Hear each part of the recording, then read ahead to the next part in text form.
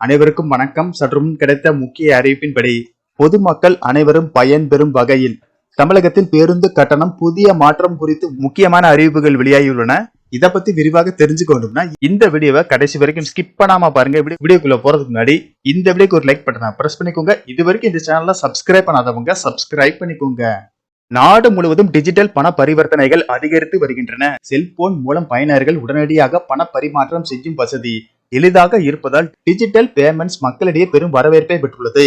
இந்த நிலையில் தமிழ்நாடு முழுவதும் அரசு பேருந்துகளில் டிஜிட்டல் பண பரிவர்த்தனை அதிகரிக்கப்பட உள்ளது. இதனால் பயணிகள் பேருந்துகளில் சில்லறை பிரச்சனையின்றி டிக்கெட் எடுக்கலாம். முதற்கட்டமாக தமிழகத்தில் சென்னையில் உள்ள பேருந்துகள், புறநகர் ரயில், மெட்ரோ ரயில்கள் என அனைத்திலும் பயணம் செய்யும் வகையில் ஒரே டிக்கெட் கொண்டு வரப்படும் என்று அறிவிக்கப்பட்டது. அதன்படி முதல் கட்டமாக சென்னை மாநகர போக்குவரத்து கழக பேருந்துகளுக்கு ஏப்ரல் முதல் தானியங்கி பயண சீட்டும் வழங்கும் முறை கொண்டு வரப்பட்டுள்ளது. வரும் நாட்களில் மற்ற நகரங்களுக்கு இந்த திட்டம் விரிவுபடுத்தப்படும் என அறிவிக்கப்பட்டுள்ளது. பேருந்துகளில் இருக்கும் கருவி ஒன்றை ஸ்கேன் செய்து நாம் டிக்கெட் எடுக்கலாம். மாநகர பேருந்து கார்டுகள் எதிர்காலத்தில் வழங்கப்படும். அதை இதில் டேப் செய்தும் டிக்கெட் எடுக்கலாம். நாம் செல்லும் தூரத்திற்கு ஏற்றபடி டிக்கெட் வழங்கப்படும். வெளிநாடுகளில் இப்படி டேப் செய்யும் முறை ஏற்கனவே அமலில் உள்ளது. அதே முறை தமிழகத்திலும் கொண்டு வரப்பட உள்ளது.